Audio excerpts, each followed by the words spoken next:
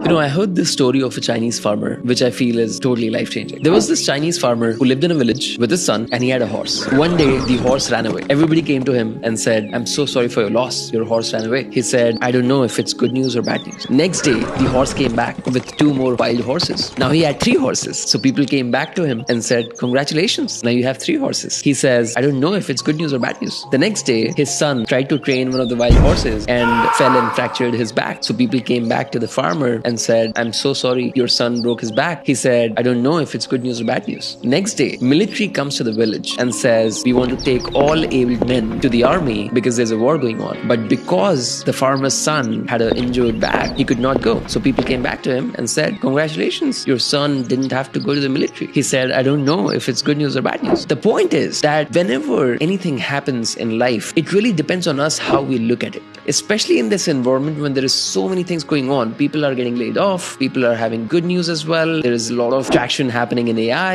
and all sorts of things happening. It really depends on your perspective around how you look at things. So when you look at things in a neutral way, you don't see it as good news or bad news. Maybe the worst thing that's happening to you today could be the best thing that could have happened to you looking backwards after 5 years. So look at life as it happens, look at it positively, and probably things will turn out in the way they are supposed to be.